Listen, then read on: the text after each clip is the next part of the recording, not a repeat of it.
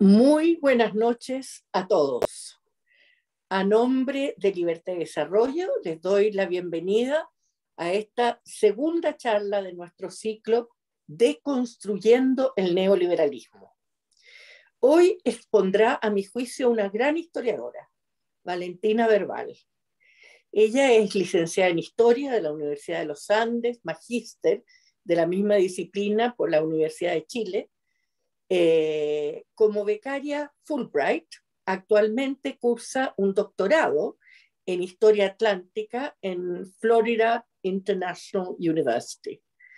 Actualmente es colaboradora asociada de Horizontal y trabaja como editora de una colección de ensayos sobre la historiografía y el pensamiento político de Mario Góngora, que se publicará próximamente.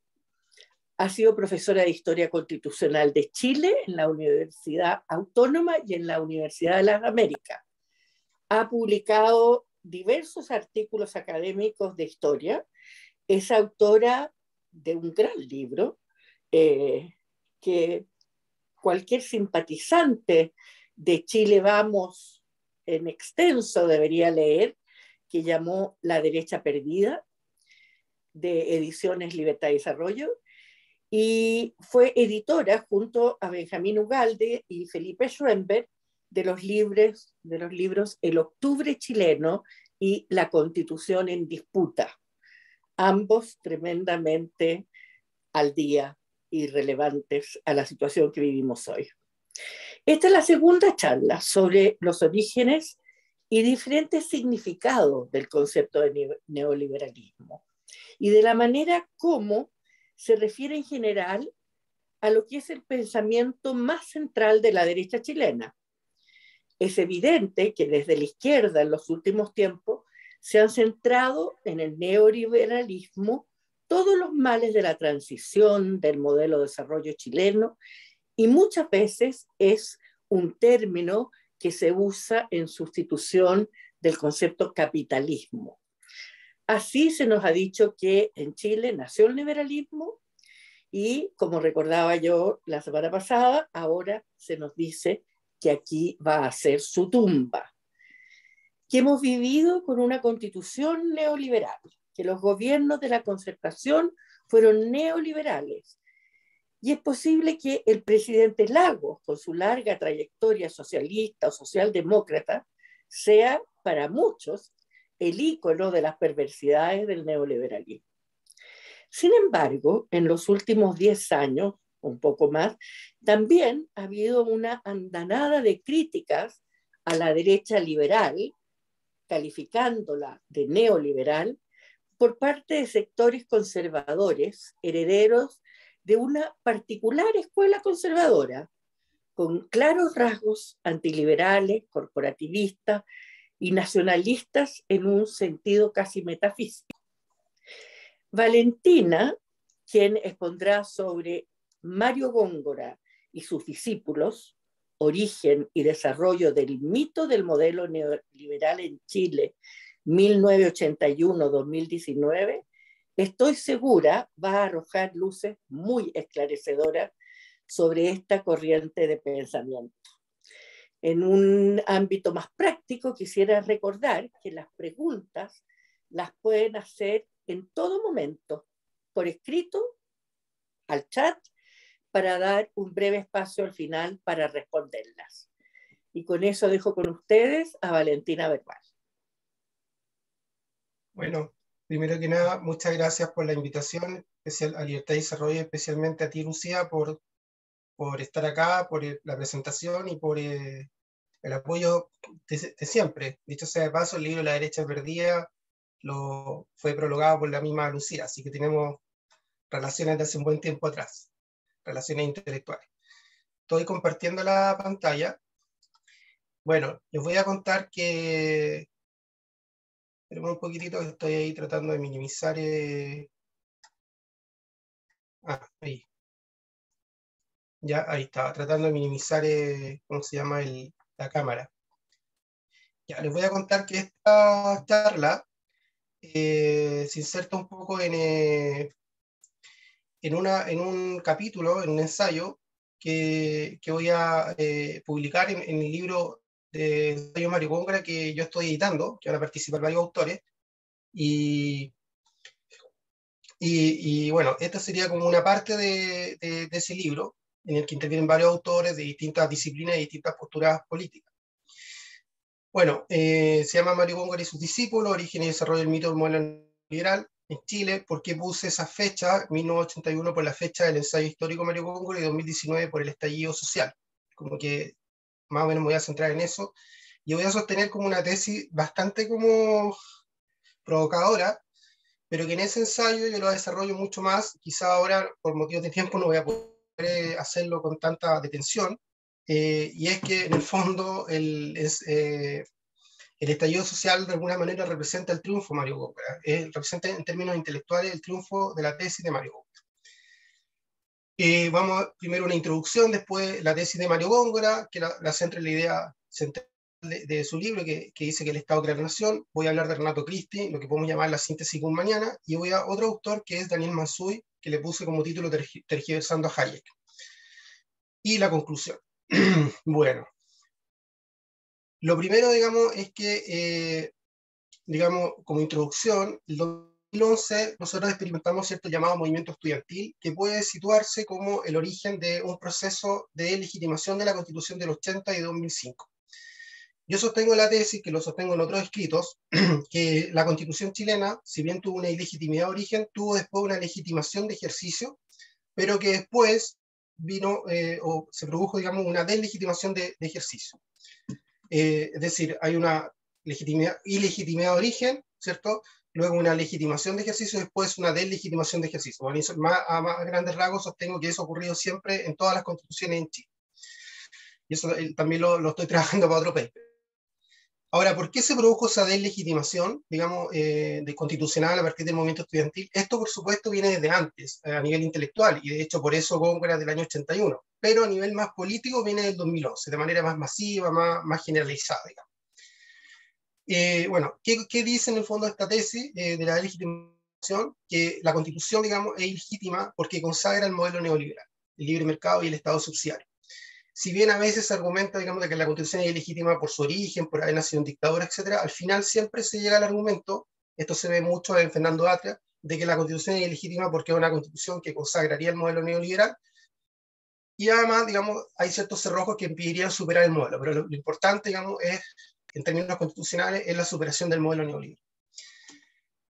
¿Y cuáles serían las consecuencias políticas, digamos, de esto, de esta legitimación en términos políticos, que se formó la nueva mayoría a partir del 2011-2012, ¿cierto? Es decir, la alianza entre la ex-concertación y el Partido Comunista, que siempre había sido un partido de la izquierda extraparlamentaria, un partido minoritario que no obtenía más del 5% de los votos, o sea, ni siquiera lograba llegar al Congreso. Es verdad que a través del sistema binominal le era más difícil.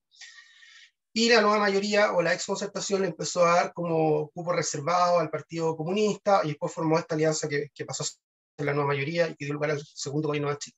Y además, sobre todo ya a partir del segundo gobierno de Chile, se formó el Frente Amplio, un partido como o una alianza política más a la izquierda, digamos, de la nueva mayoría, que es la que actualmente está gobernando, ¿cierto?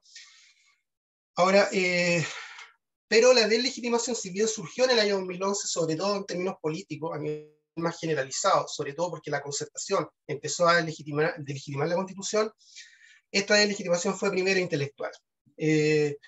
Obviamente, al ser intelectual, no es masiva, no es generalizada, pero al final, digamos, esta deslegitimación intelectual va penetrando, digamos, y se va ampliando a un mundo más amplio en términos intelectuales, después en términos políticos, hasta llegar a la sociedad más en su conjunto. Y yo sostengo un poco que el padre de esta legitimación del modelo es Mario Góngora, en su ensayo histórico sobre la noción del Estado en Chile en los siglos XIX y XX, el libro, como ya dije, del año 81, ¿cierto? Ahora, la tesis de Góngora, por otra parte, es seguida y profundizada, digamos, por intelectuales de izquierda. Hay dos que yo estoy trabajando en este paper, que es Tomás Munian y Renato Christie, pero hoy día no me voy a referir a Munian por motivos de espacio, pero también es muy interesante, y sobre todo con su libro Chile Actual, Anatomía de un Mito, que es un libro del año 97. Y Renato Christie, ya lo dije.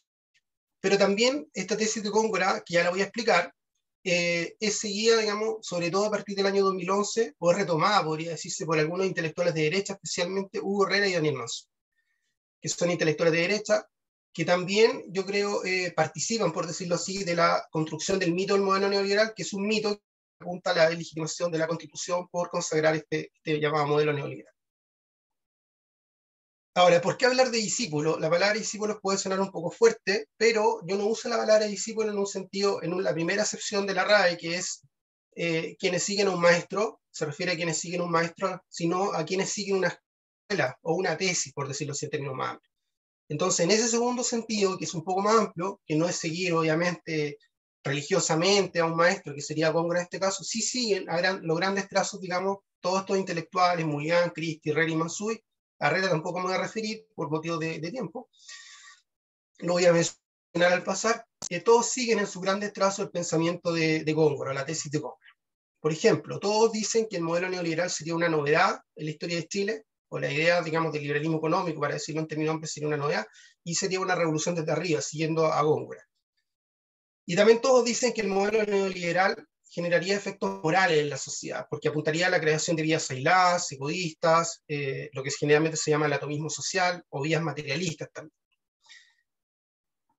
Y todos ellos, además, yo creo que pueden insertarse en la categoría antiliberalismo. Todos estos autores, de izquierda y derecha, pueden calificarse de autores antiliberales, de acuerdo, digamos, al desarrollo que realiza un autor que ya no voy a mencionar, que es Stephen Holmes. Y además todos ellos también comparten comparten el hecho de que caricaturizan el rol del Estado en los últimos 50 años. Por ejemplo, generalmente todos dicen que se habría consagrado un modelo de Estado mínimo, cosa que es falsa en términos históricos. El Estado chileno ha crecido pero ostensiblemente a partir, digamos, del año 73 y sobre todo a partir de los 80 y los 90. Por ejemplo, hay más ministerios, etc. Yo creo que esto se va a referir Pablo Paniagua, porque él en su libro trata bastante este tema de la ampliación del Estado, digamos, a partir, digamos, del llamado modelo neoliberal. Hay muchos más servicios públicos, etcétera, etcétera. Y además todos coinciden también en que en tergiversar a pensadores liberales, a varios pensadores liberales, pero en particular de manera emblemática a Milton Friedman y a Friedrich Hayek. Son autores muy tergiversados. Uno lee lo que dicen estos autores de estos pensadores liberales y después va a la fuente realmente lo que dicen estos autores y por supuesto dicen algo muy distinto realmente de la representación caricaturesca que hacen, digamos, estos intelectuales. Esto también es llama mucho la atención y es muy claro, digamos, que existe esta caricatura. Yo lo voy a ejemplificar un poco con el caso de Daniel Mansuy, que tergiversa a Hayek, desde mi punto de vista, obviamente, pero creo que es algo que podría demostrar, que voy a poder demostrar. Bueno, ahora, ¿por qué hablo de mito? Yo me baso en el concepto de mito en el libro de Matthew Rothschild, que se llama Los 7 mitos de la conquista española. Es un libro clave para entender el proceso de la conquista de América. Y él sostiene que los mitos, en términos históricos, él sostiene en el fondo que la historiografía muchas veces se construye a partir de mitos. Siempre se ha construido a partir de mitos. O sea, los historiadores no es que sean tan científicos, tan serios, tan objetivos, que sería como una aspiración, pero no necesariamente se ocurre. Y la esencia del mito es que, dice él, significa un mito, no es que algo sea enteramente falso, sino que puede ser, digamos, puede tener una parte de verdad, pero esa parte de verdad termina distorsionándose, o siendo tan pequeña, por decirlo, frente a la parte falsa, digamos, del mito, que al final, y lo verdadero incluso termina siendo distorsionado. Por ejemplo, un mito es que los españoles conquistaron, digamos, no sé, Tenochtitlán, cuando en realidad fueron los españoles con miles y miles de indios, digamos, como se le llamaba en la época, ¿cierto?, quienes acometieron ese proceso. Y así muchos otros mitos, digamos, al respecto. Los españoles no habrían podido solos, bajo ningún punto de vista, y él lo demuestra, creo, de manera bastante convincente, que habría sido imposible prácticamente conquistar México, por ejemplo, sin la ayuda de otros pueblos indígenas.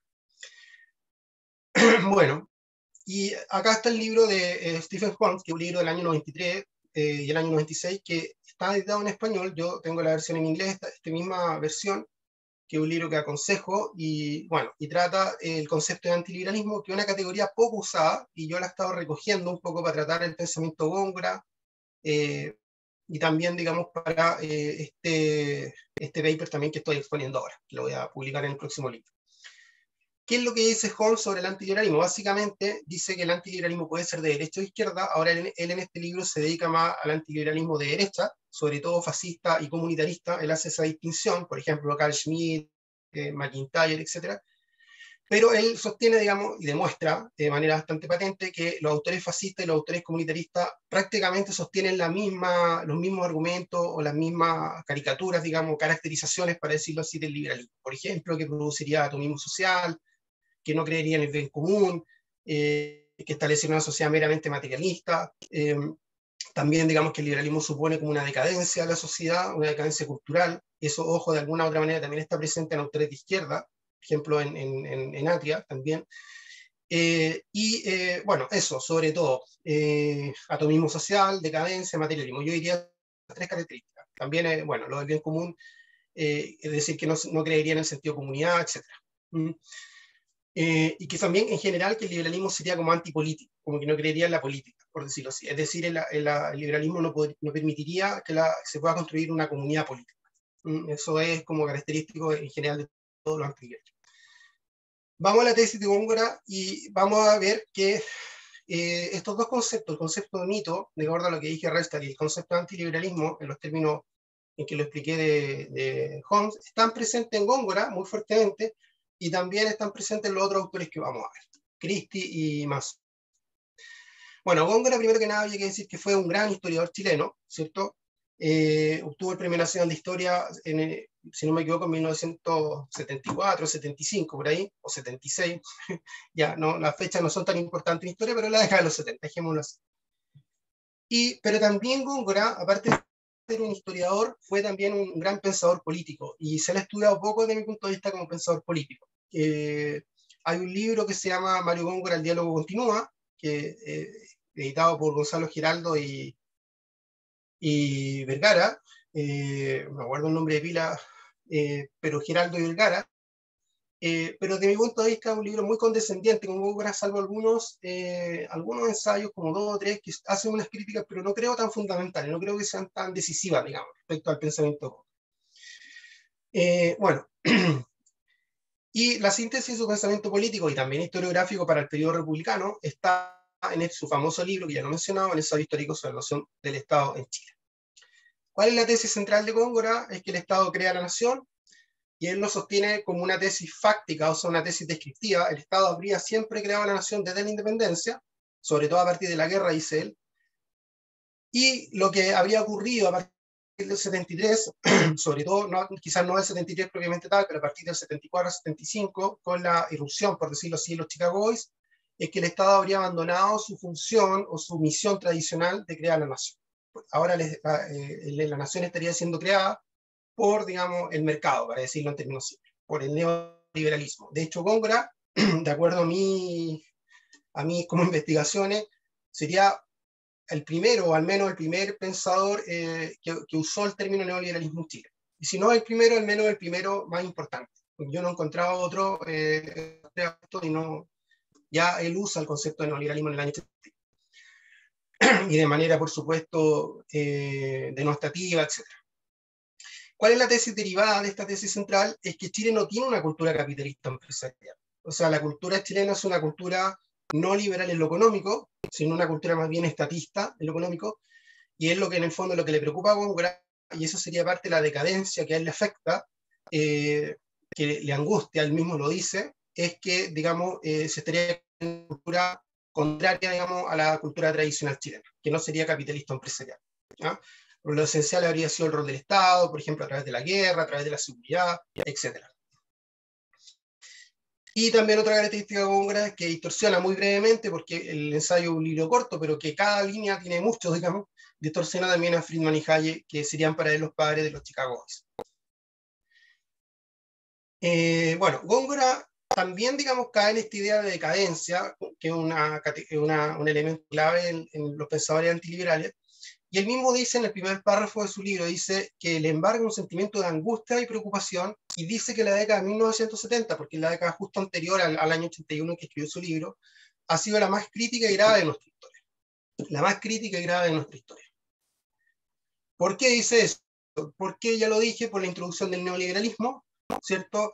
Y porque esto impediría, ¿cierto?, que el Estado siga creando la nación, que habría sido su función tradicional, como una suerte de función natural, por decirlo así, o que estaría inserta, digamos, en la cultura chilena. ¿Qué consecuencias produce esto para Góngora? El atomismo social, la fragmentación, ya se pierde lo que llama el polo de la comunidad, es decir, las personas dejan de estar como subordinadas a un horizonte común de sentido, un horizonte de sentido comunitario, digamos, y además el materialismo rampante. También la sociedad estaría basada solamente en cosas materiales, la gente, digamos, sería meramente consumista, etcétera, etcétera, y perdería un sentido de comunidad, que es la típica crítica que hace también Fernando Atria y en general todos los intelectuales que critican el modelo. Y también, en mucha medida, también Tomás Julián, que de hecho tiene un libro específicamente sobre el tema del consumo. Bueno, la tesis que sostiene él, que Chile no tiene una cultura empresarial, ya la sostiene en el año 66 en un ensayo que se llama Neocapitalismo, el nuevo ídolo del foro, que está publicado en el año 87 en una colección de ensayos de Góngora, y él dice, por ejemplo, lo siguiente, comillas, no se trata solamente de crear un grupo que persiga el lucro a través de la empresa, sino que además añade, es necesario formarse una convicción de legitimidad de su existencia y una creencia en la ticidad y valor de ese género de vida. Pero lo que dice Góngora es que el afán de lucro es un afán ajeno a la cultura chilena, y ese afán de lucro solamente estaría en las sociedades anglosajonas protestantes, que es un poco la tesis de Max Weber, pero sería una cultura ajena a la cultura chilena y a la cultura en general hispanoamericana.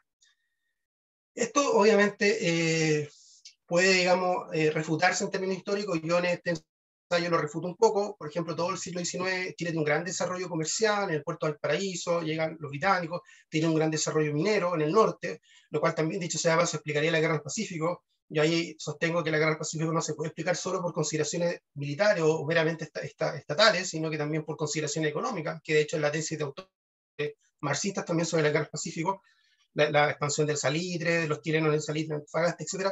Y todo eso se explica también por un afán como empresarial que impulsó el Estado chileno y que también surgió de la sociedad chilena. Por ejemplo, los llamados cateadores, que eran los que encontraban ciertas vetas mineras. Todo eso es muy fuerte en el siglo XIX. Además, hay un pensamiento a favor del mercado en el siglo XIX bastante fuerte, y en general los liberales y los conservadores, con ciertos matices, ambos eran partidarios del libre mercado en el siglo XIX. Entonces es una tesis que no se sostiene para el siglo XIX. Se podría sostener un poco más para el siglo XX, pero también con ciertas dificultades. Por lo menos para un sector político del país, por ejemplo, que sería en términos intelectuales, sectores de derecha.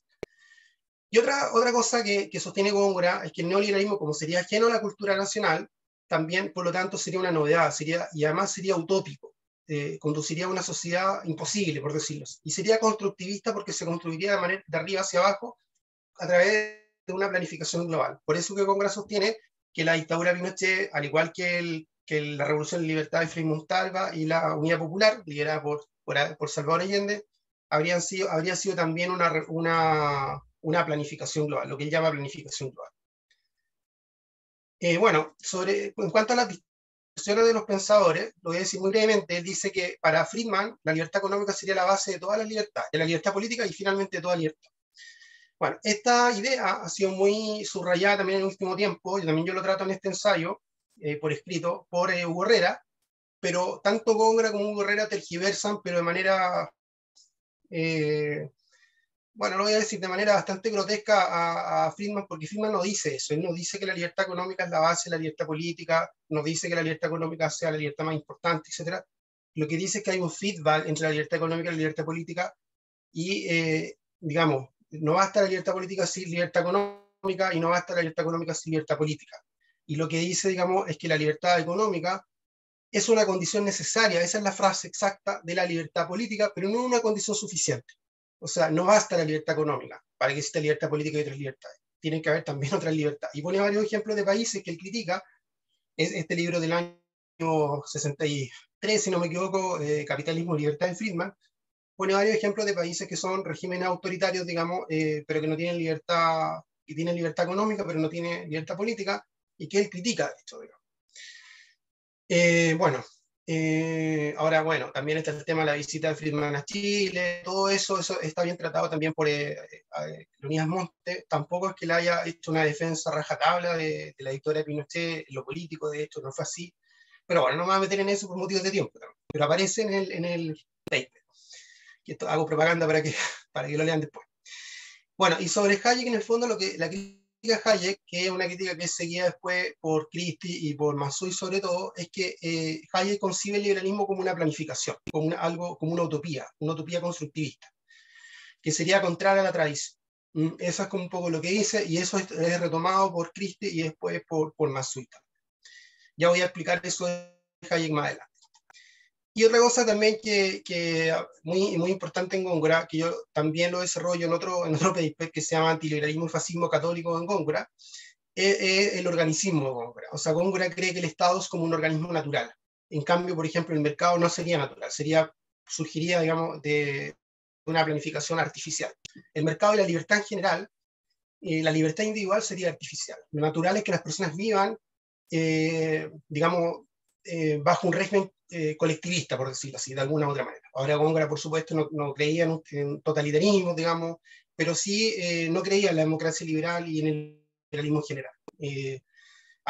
Muy a contrapelo, digamos, en su entrevista, digamos, dice que cree en la democracia, pero un poco, yo creo por ser políticamente correcto, porque en los textos no se aprecia esa adhesión, digamos. De hecho, él defiende el golpe de Estado porque habría tenido un componente, digamos, tomista y tradicionalista. Bueno, eso sería con respecto a Góngora, muy así, en forma simple, en forma resumida, pero suficiente para los efectos del tiempo que tenemos. Vamos a la síntesis guzmaniana de Renato Christie. ¿Cuál es la tesis central de Christie? Christie, sobre todo, me estoy basando en el libro sobre Jaime Guzmán de Christie. Christie sostiene que Jaime Guzmán habría sido, por decirlo, como el padre intelectual del liberalismo económico en Chile. Esto puede parecer como exagerado, pero en el fondo eso se sostiene, y eso lo logra mediante la conciliación de dos principios, la autoridad y la libertad. El principio de la autoridad, que se refiere a seguridad, jerarquía y orden, digamos, o democracia protegida en una palabra, y el otro principio es el principio de libertad, que se refiere a una defensa extrema de la propiedad o del mercado, por decirlo así. Y ahí aparece el libro de Christie que estamos refiriendo. Ahora, ¿cómo se armonizan estos principios? Christie lo dice, en el fondo lo dice mediante la conciliación, digamos, de estos principios. Bueno, voy a leer la cita mejor. El desafío central que enfrenta el pensamiento político Guzmán es la intención de acomodar la democracia dentro de ese complejo conservador liberal. La solución la encuentra Guzmán en Hayek, que fundado inmediatamente en Schumpeter elabora un concepto instrumental de la democracia. Él dice, digamos, que Guzmán habría construido su proyecto a partir de Hayek. Y además dice que eso lo habría hecho sobre todo a partir de los años 70, ya después del golpe, muy temprano. Y se refiere que eso ya lo habría empezado a hacer, digamos, o sea, él habría recibido a Hayek a partir del año 74 o 75 sobre todo. Bueno, y acá, fíjese usted, esta cita me lo voy a leer, no tengo muchas más citas para leer después, son cortitas, así que no se preocupen, dice, pero es importante, dice, en este periodo Guzmán entra en contacto con el pensamiento de Hayek, ahí está hablando del año 74 aproximadamente, a través de sus seguidores chilenos. Como consecuencia, la idea de libertad parece determinada ahora principalmente por el lugar de preeminencia que obtiene la idea de una individualidad privada libre de interferencia. O sea, lo central para Guzmán pasaría a ser la individualidad privada libre de interferencia. Sin embargo, si ustedes se fijan, no tiene ninguna fuente, no sé, ninguna parte cita alguna fuente que demostraría que Guzmán habría leído a Hayek en esa época. Bueno, después dice, el lugar donde mejor puede florecer esa idea es una economía de mercado libre. Adopta también de Hayek su rechazo al Estado benefactor, su denuncia al totalitarismo, la democracia ilimitada que lo genera y su rechazo al constructivismo social. Pero en ningún caso significa esto un abandono de la idea de una autoridad fuerte. Piensa, por ejemplo, que una constitución no debe considerarse como un obstáculo o una limitación de la actividad económica. Y después habla del 5 de septiembre del año 74, donde él habla, digamos, ya que quiere, digamos, establecer en la constitución esta idea. O sea, por eso que Hayek habría sido una fuente intelectual desde el momento en que, en los primeros años, digamos, en los primeros 2 años de la Comisión Constitucional, de la Constitución del 80, después 2005 también. Bueno, pero sin embargo, puede decirse, digamos, que Guzmán era hayekiano. Yo sinceramente creo que no. Primero porque no hay ningún documento que acredite que Guzmán haya leído Hayek antes de los años 80, o sea, durante la década del 70. Y eso está muy bien argumentado en Caldwell y Montes, que ellos demuestran que es prácticamente imposible que Guzmán haya leído Hayek en la década de los 70, es decir, antes de la Constitución de los 80.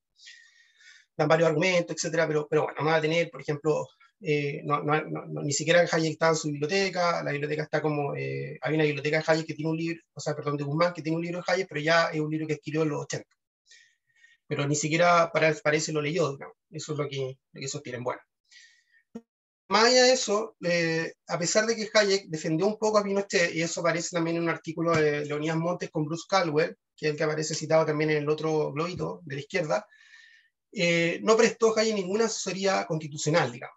Y lo más importante de todo, por supuesto, es que en la Constitución del 80 no hay nada específicamente hayekiano. O sea, aún en la ley no hay nada que uno pueda decir que es hayekiano. Lo único que se ha tratado de sostener es como que supuestamente la Constitución del 80 habría creado como un bicameralismo asimétrico. Curiosamente, los que argumentan a veces la influencia Hayek hablan que la Constitución del 80 creó un bicameralismo asimétrico porque le dio algunas funciones diferentes al Senado y la Cámara de Diputados, pero eso no es propio de Hayek únicamente. Y además eso Hayek lo sostiene, digamos, en el tercer tomo de Derecho, Legislación y Libertad, que es un libro como muy posterior a la época en que se empezó a generar la Constitución del 80. Es un libro, si no me equivoco, define los años 70, muy cercano ya, y un libro que no estaba prácticamente en Chile, no se conocía. Bueno, pero hay un documento que a mí me parece interesante, que es una conversación entre Hayek y Guzmán en la revista Realidad del año 81. Cuando Hayek tuvo su segunda visita a Chile, visitó la revista Realidad y fue entrevistado por Guzmán y por Hernán Larraín también. Bueno, yo consulté no sé si lo puedo decir, bueno, lo voy a decir igual, no creo que sea tan grave, con Claudio Arqueros, que forma parte de la Fundación Jaime Guzmán y que ha sido el editor de las obras completas de Guzmán. Y yo le pregunté si las preguntas que aparecen en esa entrevista, porque esto es importante, se la hizo Guzmán. Porque en esa como conversación se ve claramente que Guzmán no piensa igual a Hayek y que tienen diferencias bastante sustantivas, digamos, en algunos puntos. No radicalmente diferentes, porque al fin y al cabo ambos son de derecha, digamos, en un sentido amplio. Pero obviamente Guzmán es mucho más conservador, Hayek es mucho más liberal en temas culturales. Por ejemplo, Hayek ahí se ve que está a favor del control de la natalidad, Guzmán no. Y sobre todo hay una pregunta que es importante para el tema que nos convoca, es que le pregunta a Guzmán, a Hayek, qué opina él de las políticas de redistribución de la riqueza. Y Hayek dice que se opone, porque incluso eso perjudica a los pobres, tiende a aumentar la pobreza, y además el fin del Estado no es combatir la desigualdad. Pero entonces eso pareciera, digamos, que Guzmán tiene una concepción un rol del Estado, una concepción sobre el rol del Estado mucho más fuerte, digamos, que la de Hayek. Pero después Hayek aclara que en todo caso él no se refiere a que el Estado no tenga que cumplir un rol en favor de los más necesitados, porque él dice que el Estado tiene que garantizar un mínimo bajo el cual nadie debería caer. Y si uno va a los fundamentos de la libertad, el libro del año 50, donde de manera más sistemática está el pensamiento de Hayek, ahí Hayek dedica capítulo entero argumentando a favor de que el Estado tiene que hacerse cargo de servicios sociales en favor de los más necesitados, de los más pobres, servicios de educación, de salud, incluso él sostiene eso. Pero lo que él critica al hablar de redistribución de la riqueza son los estados de bienestar que garantizan derechos universales. O sea, si uno compara lo que dice en esa entrevista con ese otro libro, ahí Hayek después se explaya también en la entrevista en una respuesta posterior, y ahí está la diferencia. También es importante aclararlo porque yo he escuchado a gente decir que Hayek, digamos, al rechazar lo que llamaba la justicia social o la justicia distributiva, prácticamente creería que la gente se debería morir de hambre en las calles, y eso no es cierto. Lo que se opone es al estado de bienestar con derechos universales, y sobre todo cuando hay una primacía del Estado en la provisión de sus derechos, que obviamente la tesis que prima hoy en Chile en la izquierda, digamos, que en el fondo lo que quieren es sacar al mercado de la provisión de los derechos sociales. Lo que se quiere, digamos, sobre todo en el borrador constitucional actual. Y en cambio, sí, Guzmán creía en la justicia distributiva, y esto incluso lo reconoce Christie, lo dice Christie expresamente, y creía Guzmán también en la subsidiariedad negativa y la subsidiariedad positiva, no solo en la subsidiariedad negativa. Eso hay varios textos de Guzmán donde habla a favor de la subsidiariedad positiva, del deber del Estado de actuar, de cumplir ciertos roles, sobre todo en favor de los más necesitados, etcétera, etcétera. Entonces, acá no se ve, por decirlo, una coincidencia en esta entrevista entre Guzmán y Hayek, ni en temas llamados valóricos, ni en temas políticos, ni en temas, sobre todo, de carácter económico o referido al rol del Estado en materia social. Bueno, y ahora vamos al último autor, con este estamos terminando. Como les digo, esto es como una especie de sinopsis de lo que va a estar en un paper que ya lo tengo casi terminado, en un libro sobre Mario Góngora. Bueno, Mansuy sigue expresamente la interpretación histórica de Góngora, o sea, lo dice expresamente.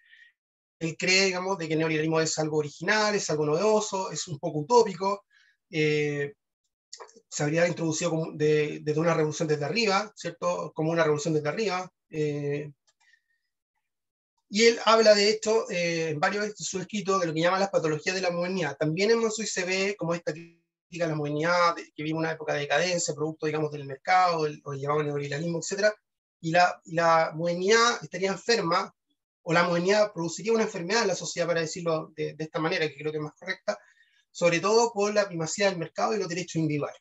Mansuy tiene escrito en donde rechaza incluso los derechos individuales. Bien llamativo, porque obviamente hay que leer los textos de los autores, los textos mismos, no lo que dicen en la prensa, qué sé yo, porque ahí está con más detalle lo que los autores piensan. Y en el fondo, él dice que los derechos individuales, digamos, producen consecuencias morales negativas porque, digamos, tienden al atomismo social. Y él cree en el fondo, aparentemente, aunque no desarrolla mucho esto, en más bien que la sociedad esté basada en derechos colectivos o en obligaciones colectivas, más bien. O sea, que la sociedad esté basada, digamos, sobre todo en objetivos colectivos a los que las personas deberían someterse. Pero él no desarrolla mucho esto. Se queda en la crítica moral al mercado. De hecho, en el libro nos fuimos quedando en silencio, pero cuando llega al capítulo final, solamente critica sobre todo critica el mercado, pero no ofrece como un proyecto alternativo. ¿Mm?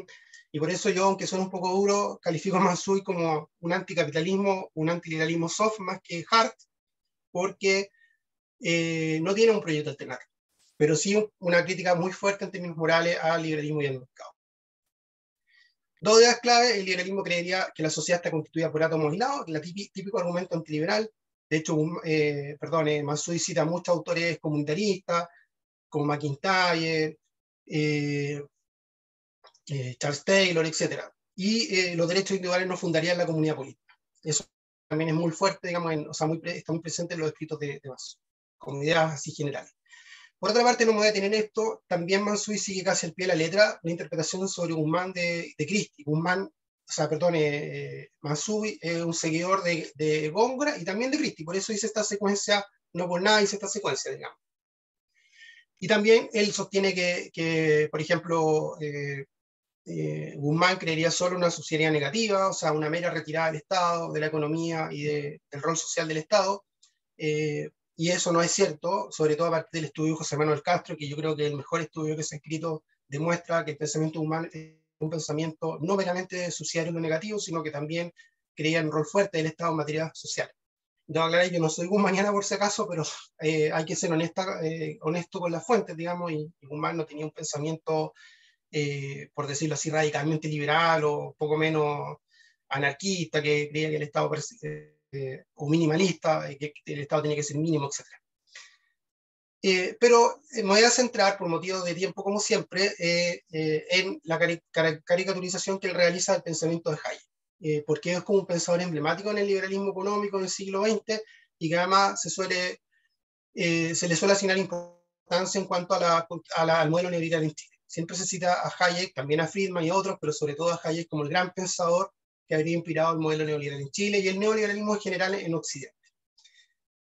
Bueno, este tema da para largo, da para un paper completo, pero me voy a centrar en 3 puntos claves.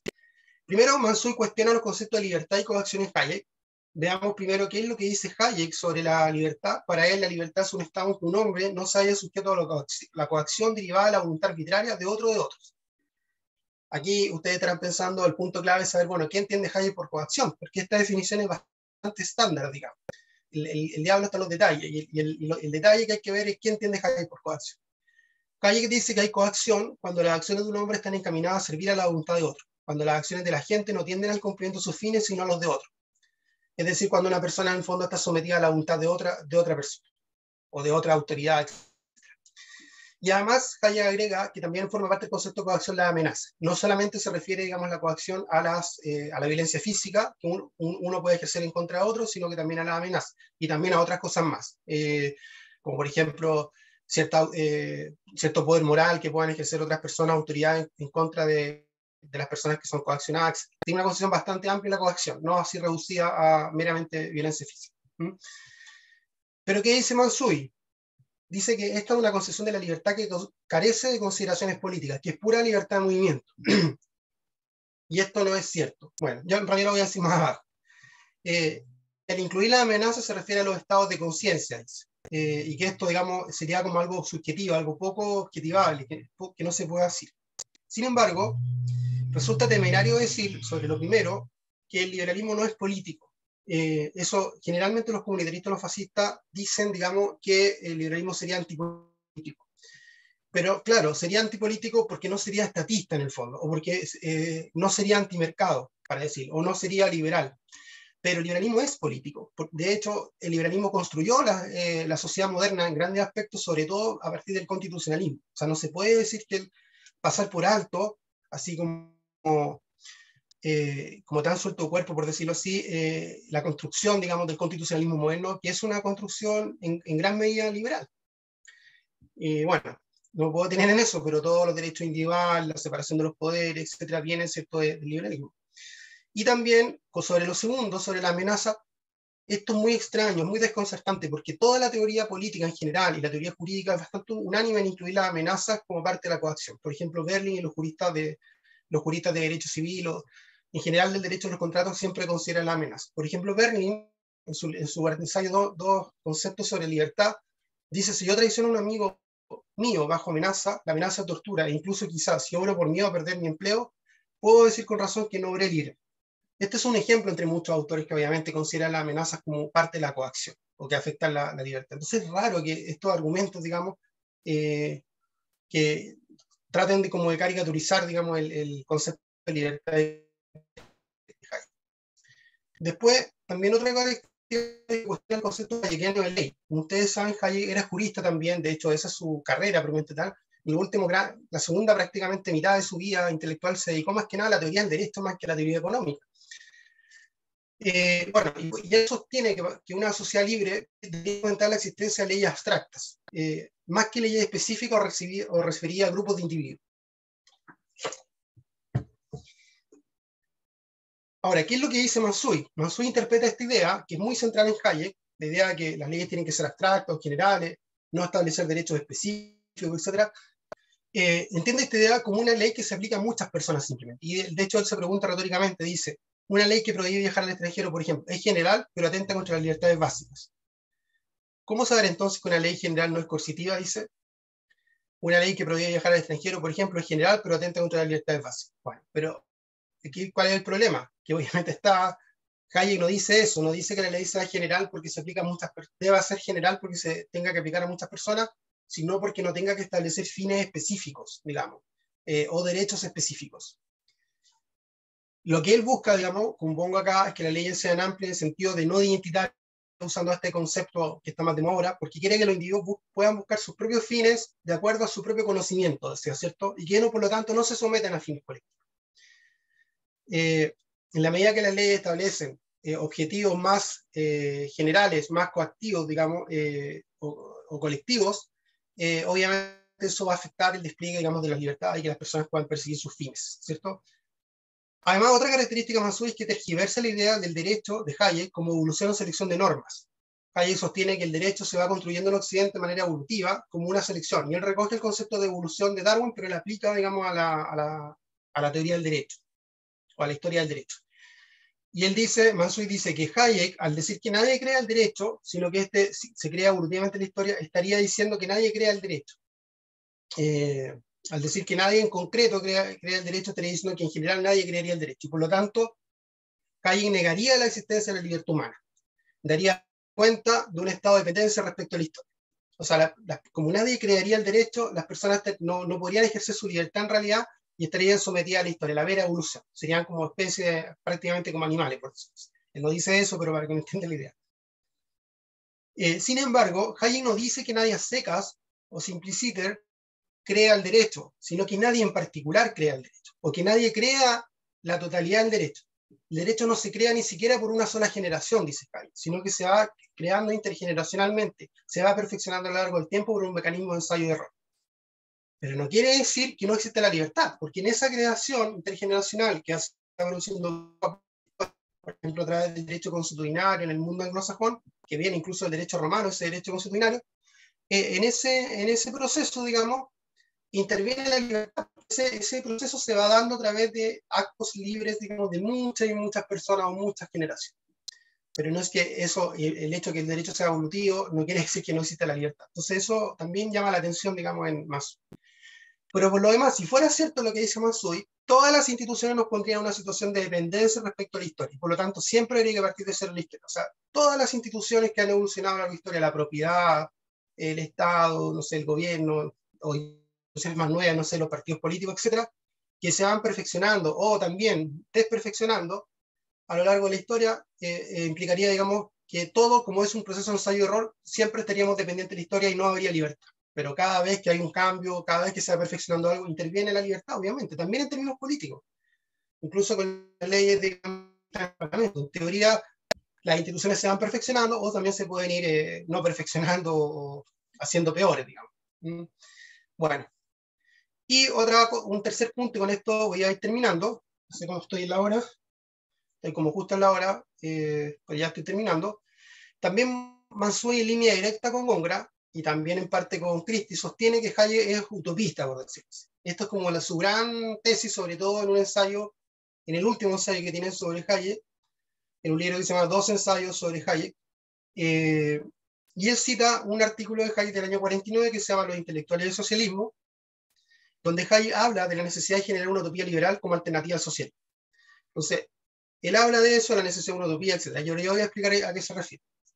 Pero ¿qué es lo que dice Mansuy? Mansuy dice que esto es una paradoja porque no hay nada más alejado de la utopía que el orden espontáneo. Bueno, Hayek como creería en un orden espontáneo, es decir, un orden que se autogenera, también evolutivamente, como estamos conversando, eso sería, digamos, contrario a la idea de una utopía.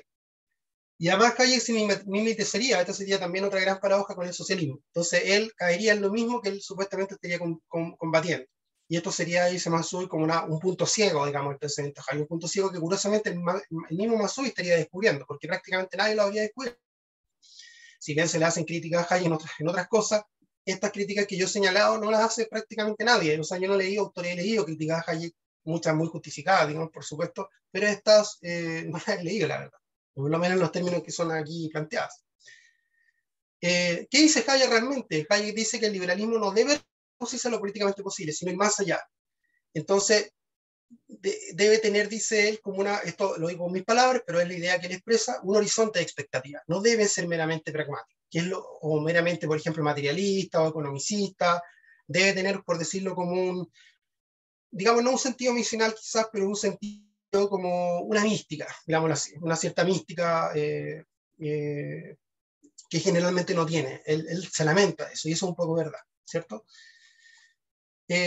Ahora, yendo al punto, ¿es verdad o está en lo correcto Mansuy al calificarlo utopista? Yo creo que no está en lo correcto, porque yo creo que Hayek no fue un pensamiento utópico, al menos en un sentido duro. O sea, en ese Hayek no creía en una utopía en un sentido duro, es decir, una utopía en línea con Popper, digamos, como sinónimo de planificación global. Él no creía que la sociedad tenga que planificarse hasta sus mínimos detalles, etc. En general, creía que la sociedad tenía que tener reglas, por supuesto, él creía en el derecho privado, creía en el derecho penal, en el derecho constitucional, pero no regulando los detalles. Y además ese derecho y ese concepto de orden espontáneo no significa que el orden se autogenere en términos biológicos, sino que se autogenera porque en el fondo el derecho se va construyendo a partir de la libertad, en el fondo, a partir de la voluntad.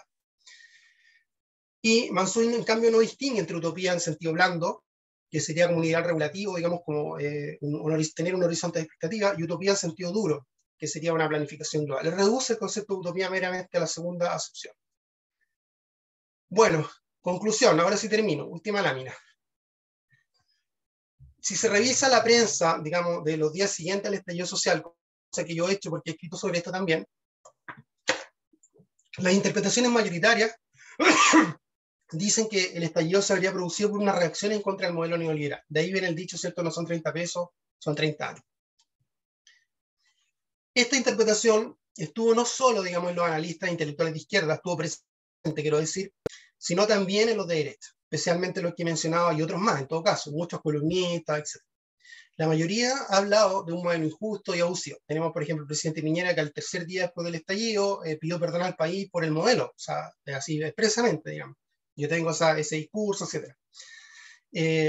Y casi llorando, digamos, por el modelo terrible, digamos, que se había construido en Chile, etc.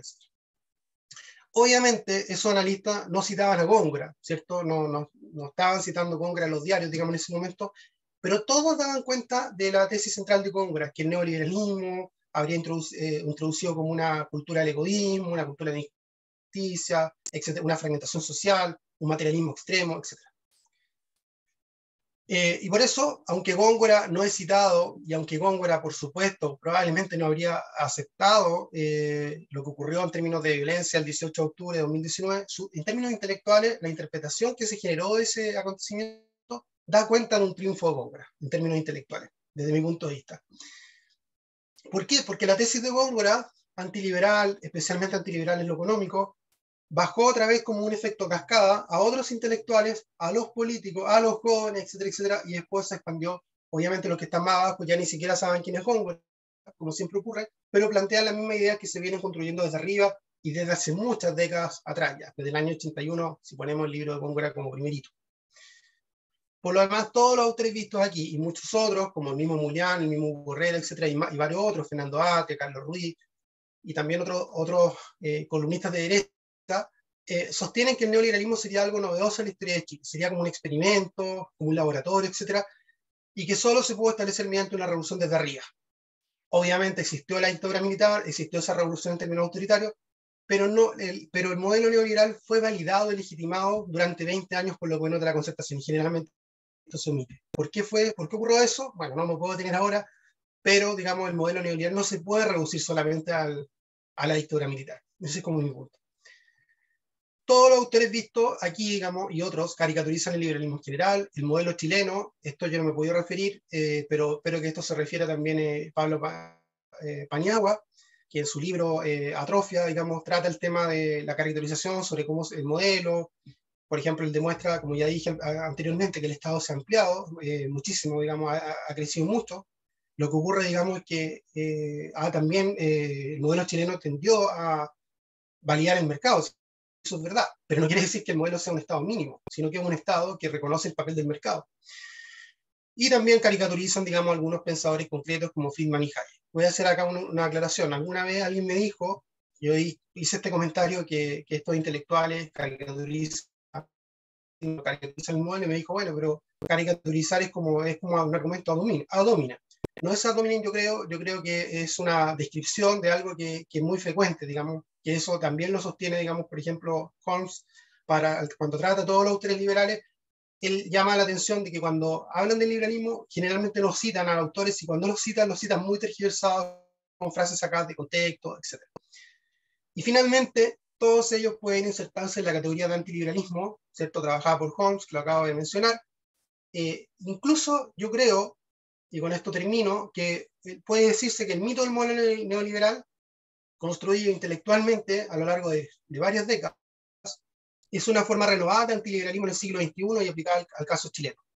Nada de esto, por supuesto, quiere decir de que el modelo neoliberal sea un modelo perfecto y que no haya nada que pueda cambiarse, pero la forma en que se ha presentado o representado este modelo está muy lejos, digamos, de corresponder a la realidad del mismo, y sobre todo de corresponder a las ideas que lo habrían alimentado. Muchas gracias.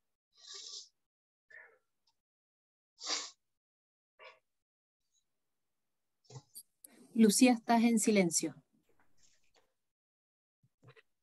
Muchas gracias, Valentina. A mí me parece que este ha sido un extraordinario aporte a la discusión sobre el neoliberalismo. Yo voy a plantear una leve paradoja, porque estando de acuerdo en gran medida con todo lo que tú afirmas, tengo algunas dudas o discrepancias. Perfecto. Porque yo tiendo a compartir la tesis central de Góngora con argumentos muy diferentes a los de él, y que no termina, obviamente, en una crítica a la modernización liberal. Por el contrario, esta tesis me surgió a mí cuando empecé a pensar, y hice un pequeño ensayo sobre las diferencias de los resultados de las colonizaciones en Estados Unidos y en Latinoamérica. Y ahí yo desarrollé una idea central, que era que la colonización norteamericana nace de una rebelión hacia el poder, nace de una búsqueda de libertades, sobre todo religiosas. No es una misión encomendada por el rey, sino que es la fuga de personas que se rebelan contra la autoridad inglesa en un comienzo. Nuestra trayectoria parte con una conquista que no es una conquista por mayor libertad individual, es más bien una operación centralizada para imponer una fe. Yo siempre digo con una cruz en una mano y la espada en la otra, pero con objetivo muy principal de imponer una fe. Luego, si vemos todos los procesos importantes chilenos, como las modernizaciones borbónicas, no nacen localmente de una demanda, son impuestas centralizadamente por los Borbones. La independencia parte inicialmente como un acto de filiación a Fernando VII. Y después tenemos dos paradojas tremendamente sorprendentes. Una es el intento de imponer un gobierno marxista, leninista, no tomándose el poder, no con una revolución que nace de abajo para tomarse el poder, sino que desde el poder pretende imponer este sistema. Y lo más extraño de todo es que la revolución liberal, la modernización liberal, nace de un gobierno autoritario que la impone sin procesos de convencimiento ciudadano, sin soberanía expresada. Entonces yo creo que efectivamente cosas tan importantes como la Universidad de Chile también es una decisión que viene de arriba. No hay una demanda popular por una universidad. La educación, el sistema educacional, también es un acto deliberado del Estado. Y a mí me parece que eso no es raro, porque hay un vínculo entre el Estado y la nación. Ahora, eso no significa de que el capitalismo o la empresa privada sea absolutamente ajena a la tradición chilena. Son dos cosas compatibles. Y tú en tu libro demuestras claramente la tradición liberal económica de la derecha en el siglo XIX. Y nosotros en Libertad y Desarrollo por eso publicamos, hicimos un ciclo sobre los padres fundadores, refiriéndonos a los pensadores liberales hayekianos, por así decirlo, del siglo XIX. Entonces, yo creo que me parece que eso hay que de alguna forma tenerlo presente. Respecto a Guzmán y Hayek, a ver, las personas que creen que Hayek jugó un papel en la teoría política de Jaime Guzmán, yo creo que desconocen absolutamente lo que era Jaime Guzmán. Jaime Guzmán era absolutamente corporativista. Estaba mucho más cercano en la Unidad Popular al pensamiento de Pablo Rodríguez que a un pensamiento liberal. Sus héroes eran Primo de Rivera, fue formado por el cura Lira. Para Jaime Guzmán, la conversión a aceptar la economía de mercado y el sistema democrático liberal fue un proceso para él muy doloroso, que lo hizo intelectualmente, pero a un gran costo personal. Y finalmente yo respeto mucho a Góngora, lo admiré mucho, era una persona muy extraordinaria, y yo la conclusión última sí que no la puedo aceptar, porque yo creo que Góngora, identificar en ningún aspecto a Góngora con el estallido de octubre me parece razonable, porque es la negación de todo el resto del pensamiento de Mario Góngora. Entonces, ahí yo creo que se está stretching too far, pero obviamente es una opinión y tú tienes que tener seguramente una visión fundamentada distinta. Bueno, te respondo, bueno, sobre lo primero yo estoy de acuerdo. Yo creo que el Estado cumplió un rol fundamental en la historia de Chile, estoy de acuerdo con todo lo que tú dijiste del periodo colonial. Pero a partir de la independencia, el liberalismo es fundamental. O sea, eso está súper estudiado en este momento. Por ejemplo, Javier Fernández Sebastián en España, todos los autores, incluso desde el punto de vista de la historia conceptual, el liberalismo genera un nuevo lenguaje político, la idea de libertad, la idea de igualdad ante la ley, porque de hecho parte, digamos, las revoluciones atlánticas, como se le llama, superaron la idea de una sociedad estamental, etc. La idea de constitución, de separación de poderes. Entonces el liberalismo es fundamental en el siglo XIX y eso yo creo que Góngora lo omite, lo pasa por alto o lo minimiza al menos, digamos. Y también en términos económicos, Chile tuvo un desarrollo capitalista en el siglo XIX, y eso lo dicen autores incluso de izquierda, como Luis Ortega, lo desarrollan en su libro, por ejemplo, Chile en la ruta del capitalismo. Lo otro sobre Guzmán, por eso, ese primer punto yo estoy de acuerdo contigo. Sobre Guzmán yo estoy de acuerdo también. Lo que pasa es que Guzmán ya en los años 60 empieza a distanciarse del corporativismo y adhiere al capitalismo, pero no al liberalismo. O sea, eso es una distinción que es importante, que la dice Castro, José Manuel Castro, yo la comparto, porque él distingue, digamos, el capitalismo como un sistema económico del liberalismo que sería una doctrina más bien moral, que o sea, sería, digamos, una creencia a favor de las libertades en un sentido amplio. Y obviamente Guzmán nunca llegó a ese nivel. Y bueno, sobre lo último, yo sé que es un poco fuerte y provocador esa tesis de vincular a Góngora a un estallido social, pero quiero aclarar, o sea, lo dije, pero lo aclaro más, de manera más, lo reafirmo, digamos. No estoy diciendo que Góngora había justificado un estallido violento, para nada. O sea, yo creo que Góngora no creía en eso. Lo que estoy diciendo es que las interpretaciones que se hicieron del estallido, intelectuales, que se refieren, digamos, a que las personas quieren superar el modelo neoliberal, o la caracterización que se hace del modelo neoliberal a partir de las interpretaciones de estallido, son coincidentes con el pensamiento de Góngora sobre el modelo, o sobre el neoliberalismo. Son las interpretaciones intelectuales que apuntan a explicar el estallido en las que Góngora, digamos, habría triunfado en las interpretaciones del estallido. No es que Góngora o el estallido representaría la idea de Góngora. El estallido violento no representa la idea de Góngora, pero sí las interpretaciones posteriores darían cuenta, creo yo, de la tesis de Góngora. Es un poco a lo que me refiero. Por eso digo, triunfo intelectual es provocador, es fuerte, porque claro, lo estoy vinculando con el estallido, pero por supuesto no me estoy refiriendo que Góngora sea partidario del estallido violento, sobre todo el 18 de octubre. Y tampoco creo que quizás sería partidario del borrador constitucional. Bueno, pero eso nunca lo vamos a poder saber.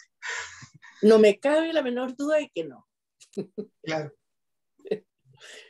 Valentina, aprovecho de hacerte las preguntas que han llegado. Aquí dice, los autores que actualmente se presentan como liberales en el país, me imagino que se refiere a los que fuiste nombrando, ¿son realmente liberales? A ver, eso que nombré no se presentan como liberales en realidad, más bien social cristiano, nacionalista, qué sé yo. En el caso de los de derecha, pues quizás están pensando los autores de derecha. Entonces yo creo que en realidad no son liberales. Pero sí hay otros que se presentan como liberales, que yo creo que son más bien conservadores. Hay muchos que se presentan como liberales que son conservadores, que creen en la libertad económica, pero no en el liberalismo. Y el liberalismo es una filosofía de la libertad mucho más amplia que meramente la libertad económica. Entonces hay cosas, en el fondo, para responder eso, cosas a ver qué piensan, digamos, los intelectuales, los autores sobre la libertad en un sentido amplio, digamos, más allá de la libertad económica. Otra pregunta dice, ¿usted comparte la afirmación sobre Milton Friedman en relación a que ese autor sería un constructivista social? A ver, yo creo que no, porque, a ver, lo que pasa es que si entendemos por constructivismo social que exista el Estado y que hay una planificación general de la sociedad o un programa de gobierno, no sé, en un gobierno, todos los autores son constructivistas sociales, de alguna manera. Pero la palabra constructivismo no se refiere a eso, se refiere, digamos, a una planificación racional donde el Estado establece objetivos colectivos en contra de las libertades, digamos, en contra de las libertades individuales. Entonces, el constructivismo se refiere, digamos, a un Estado, por decirlo así, que ahoga las libertades, para decirlo en términos simples. Porque, digamos, las libertades deben someterse, digamos, a un fin colectivo. Y bueno, eso yo creo que Friedman y Hayek creían en eso. De hecho, Friedman, por ejemplo, era partidario de la legalización de las drogas. Otros autores de la Escuela de Chicago como Gary Becker también, y eran bastante liberales en temas, por ejemplo, de sexualidad, temas de ese tipo, digamos, pero eran muy liberales a su vez en lo económico. Y por eso que, por ejemplo, Michel Foucault, que creo que nos mencionó Felipe Schwember la semana pasada, también se interesó en estos autores de la Escuela de Chicago por el carácter emancipatorio que también tenían, digamos, en la libertad en un sentido amplio. Hayek consideraba, por lo menos en la entrevista que yo le hice, de que había elementos constructivistas en la política del gobierno militar. Sí, puede ser, claro. Y allí por eso que yo creo... Yo titulé esa entrevista El que es un economista, y nada más que un economista, es un mal economista. Él se refería a que todo proyecto liberal incluye una filosofía y es, por lo tanto, mucho más amplia. Perfecto. Sí, totalmente de acuerdo. Totalmente de acuerdo con eso. Y bueno, tu entrevista, por supuesto, que la tengo también en mi registro. Sí. Una última pregunta, Valentina. Dice, ¿no es Chile el Chile de hoy? Está pensando literalmente lo que está pasando en el último año. El ejemplo vivo de que Góngora no se equivocaba, yo creo que está tomándolo quizás desde el lado del el tema más individualista, de las minorías, de ese tipo de situación. Claro, lo que pasa es que, a ver, sinceramente, a ver, sí, el liberalismo genera, por supuesto, individualismo, pero ¿qué entendemos por individualismo? Individualismo para el liberalismo implica que las personas pueden perseguir sus propios fines, el individualismo normativo, que creo que lo hablaba Felipe también la semana pasada. Y por supuesto, la sociedad libre, eso lo ha tratado Carlos Peña, genera, digamos, una ideal de subjetividad, de buscar un propio fin, etcétera, y puede generar, obviamente, puede tener efectos secundarios, digamos, por decirlo así, cierto egoísmo, etcétera. Pero yo no creo que, bueno, hay que debería entrar ahí cómo explicamos el estallido. Yo no creo que el estallido se deba a eso, sino que se debe más a una construcción de un mito, digamos, por decirlo así, en términos intelectuales, obviamente, como lo dije, que es el mito justamente que trata hoy día del modelo neoliberal. Ahora, lo otro que iba a decir es que el tema de las minorías, lo que pasa es que las minorías y los derechos de las minorías se pueden abordar desde una perspectiva liberal y desde una perspectiva colectivista. ¿No? Eso es lo que hay que entender. No es que per se, porque hay una demanda, no es que necesariamente las demandas de las minorías sean antiliberales, porque hay muchas demandas de las minorías, en el fondo esta es como la clave, son demandas por igualdad ante la ley. Por ejemplo, yo el matrimonio igualitario lo considero como parte de una demanda de igualdad ante la ley. O sea, aunque claro, se podrá discutir si el matrimonio por naturaleza entre un hombre y una mujer, perfecto, todo eso es discutible, pero no hay un derecho especial a favor de las parejas homosexuales que quieran casarse, no hay un privilegio, porque no tienen, por ejemplo, los requisitos diferentes o derechos diferentes en materia de herencia o cualquier cosa, digamos, patrimonial, por ejemplo, el matrimonio entre personas del mismo sexo versus el matrimonio heterosexual, es el mismo matrimonio. Y lo mismo ocurre en el caso también de la identidad de género y en otros casos. En general, la comunidad LGBTIQ+, como se le dice ahora, o las minorías sexuales, no persiguen privilegios. Donde sí se está dando esto de los privilegios, que yo llamo, que podría calificarse como de identitarismo corporativista, en el caso de los pueblos originarios. Ahí se está estableciendo un identitarismo corporativista que es antiliberal, desde mi punto de vista. Hoy día incluso salió una entrevista en la Radio Infinita de José Miguel Bianco, que él dice que es inaceptable cómo se está estableciendo que no es una persona de derecha, como ustedes saben, ex director de Human Rights Watch, que como se están estableciendo los derechos, los escaños reservados para los pueblos indígenas, eso dice que es inaceptable. Porque los países desarrollados establecen pocos escaños, digamos, además los establecen proporcionalmente al número de quienes votan, no al número de quienes se identifican como tales, por ejemplo. Entonces, incluso desde un punto de vista de la democracia formal y de los derechos humanos, como él dice, está mal establecido el tema de los escaños reservados. Entonces, ese es el problema, o sea, en el fondo, el liberalismo está en contra de los privilegios y yo creo que en favor de los pueblos originarios, no porque todos los pueblos originarios sean partidarios de esto, sino los sectores más extremos, más movilizados, el borrador estaría estableciendo privilegios en favor de Aunque a veces se diga, no, si no son privilegios, pero es que no son acciones afirmativas tampoco. Son derechos diferenciados, son beneficios a favor de ellos y en contra del resto de los chicos. Y eso es antiliberal, obviamente. Absolutamente, absolutamente. Yo no tengo más preguntas. Lucía, si tienes alguna otra pregunta. ¿Algún comentario sí, final? A ver, yo iba a hacer una referencia. A ver, espérate. Es que, uy. No, se me distraje, fíjate, de mi, respecto no hay problema, a... Lucía. Sí, no, ya sé. Yo creo que parte del error de atribuirle al liberalismo todos los desórdenes de la modernidad es una deshonestidad intelectual. La modernidad es mucho más que nada más que el liberalismo. Claro. Hay una serie de otros fenómenos que están Exacto. contribuyendo a la individualización, al egoísmo, a la falta de propósito.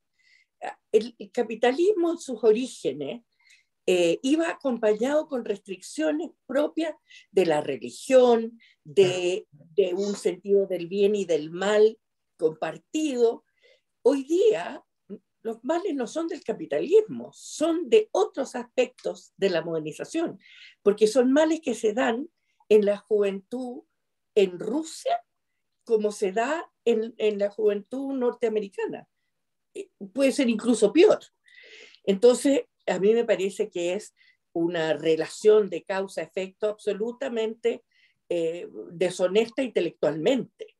No es culpa de la economía de mercado, no es culpa del capitalismo, de que las personas sean más egoístas o narcisistas, porque de hecho, una de las premisas del liberalismo es que cuando las personas persiguen sus propios fines, no están necesariamente produciéndole mal a los demás. Claro. Por el contrario, no el cervecero, el panadero, que producen el pan por lucro, sin embargo, están prestando tremendos servicios a la comunidad. Y eso se puede decir de la mayoría de los bienes que se producen.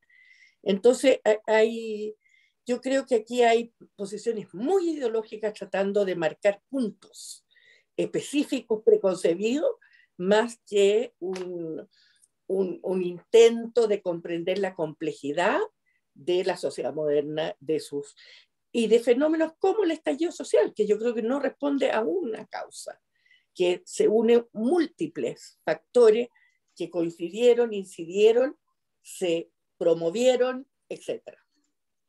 Sí, totalmente de acuerdo. Y además, con esto termino, muchas veces se habla del egoísmo de las personas cuando persiguen sus fines propios, pero no se habla del egoísmo de quienes quieren impedir que las personas persigan sus fines propios y obligarlas a que persigan un fin colectivo. Exacto. Para mí es más egoísta que... Eso, mucho más. Claro. Bueno. Bueno, muchas gracias Valentina, muchas gracias Lucía, ha sido una gran presentación, va a estar disponible después en el YouTube, en la página web de nosotros, y los dejo desde ya invitados a la última charla que nos queda de este ciclo, que es el próximo miércoles, va a exponer Pablo Paniagua sobre el liberalismo como técnica y sus límites, y ya con eso damos cierre a esta presentación. Muchas gracias Valentina, muchas gracias Lucía, y a todos los que estuvieron presentes. Muchas gracias Valentina. Nos dejas a todos pensando con tus provocaciones. Gracias. Ya, chao. Gracias, Adiós. Hasta luego.